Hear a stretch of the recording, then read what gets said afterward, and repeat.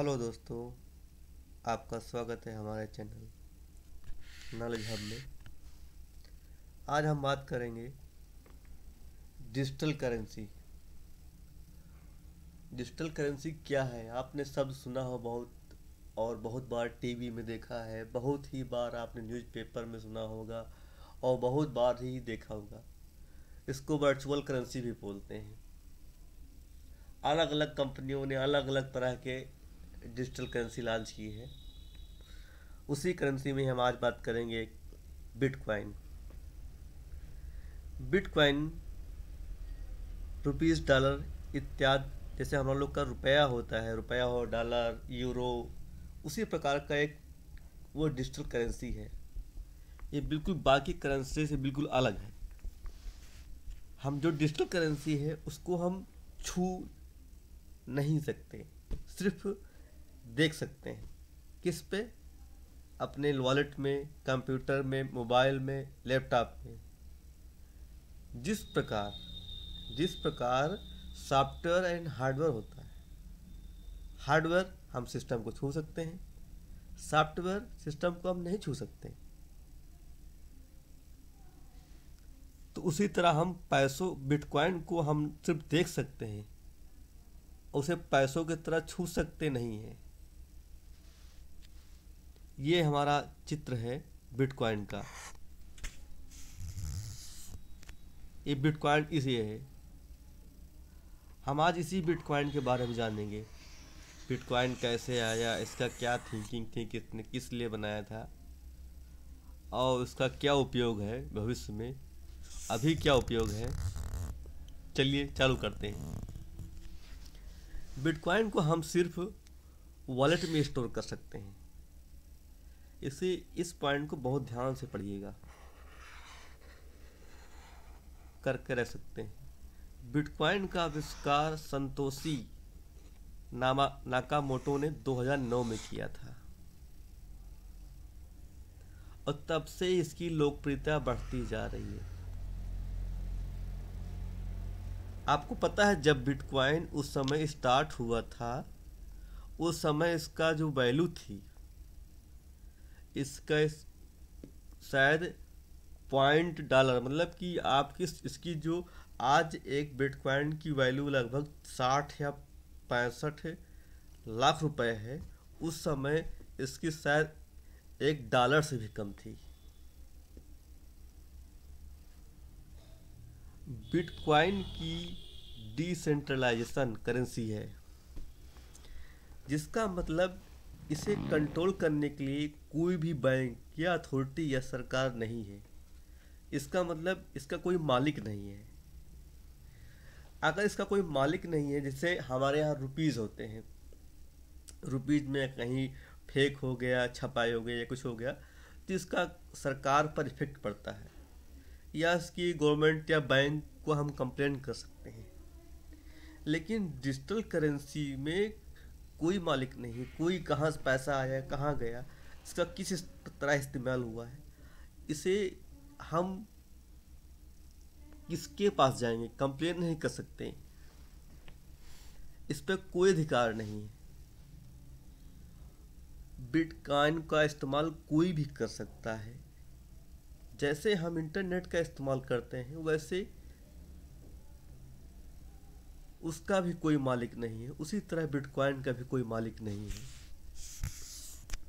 Bitcoin का इस्तेमाल क्यों किया जाता है, चलिए जानते हैं। बिटकॉइन का इस्तेमाल हम ऑनलाइन पेमेंट करने के लिए या किसी तरह का ट्रांजैक्शन करने के लिए कर सकते हैं। बिटकॉइन पीयर टू पीयर, मतलब पीयर टू पीयर, इसको बोलते शॉर्टकट में peer to peer network based है, तो काम करता है। जिसका मतलब हम एक लोग दूसरे के साथ सीधा बिना किसी बैंक या किसी कंपनी के माध्यम से आसानी से ट्रांजैक्शन कर सकते हैं। मतलब हमें किसी बैंक की किसी ज़रूरत नहीं पड़ेगी, हम डायरेक्टली ही ट्रांजैक्शन कर सकते हैं अपने पेमेंट को। बिटकॉइन को ट्रांजैक्शन में इस्तेमाल करने के लिए सबसे तेज और कुशल माना जाता है। आजकल बहुत से लोग बिटकॉइन को अपना रहे हैं। जैसे ही online developers, entrepreneurship, non profit organisation इत्यादि, इसी वजह से बिटकॉइन का इस्तेमाल पूरी दुनिया में ग्लोबल पेमेंट के लिए किया जा रहा है। जैसा कि बाकी करेंसी का इस्तेमाल हम ऑनलाइन ट्रांजैक्शन के लिए करते हैं, तो बैंक के पेमेंट प्रोसेस को हम फॉलो करना होता है, और तभी हम जाकर पेमेंट कर पाते हैं। और हमारे द्वारा किए गए हर ट्रांजैक्शन का हिसाब हमारे बैंक में मौजूद रहता है, जिससे हमें पता होता रहता है कि पैसे कहाँ से आए और कहाँ कितने खर्च किए गए। लेकिन बिटकॉइन का तो कोई मालिक ही नहीं। इसीलिए उसके साथ किए गए ट्रांजैक्शन पब्लिक लेजर खाते में रिकॉर्ड होकर रहता है, जिसे ब्लॉक चेन कहते हैं या ब्लॉक चेन कहते हैं। वहाँ पर बिटकॉइन के साथ किए गए सभी ट्रांजैक्शन डिटेल स्टोर होकर रहते हैं, और वहीं ब्लॉक चेन इसका प्रमाण होता है। ट्रांजैक्शन हुआ है या नहीं, इसका प्रमाण वहीं पर रहता है। ये जब हमने ये वीडियो शूट किया था, ये तब का वैल्यू की रेट है, इस पर ध्यान मत दीजिएगा। मतलब आज बिटकॉइन की वैल्यू इतना है, इसकी वैल्यू कोई कम या ज़्यादा होती रहती है, बिल्कुल सही, क्योंकि इसको कंट्रोल करने के लिए कोई भी अथॉरिटी नहीं है। इसकी वैल्यू के डिमांड के हिसाब से बदलती रहती है।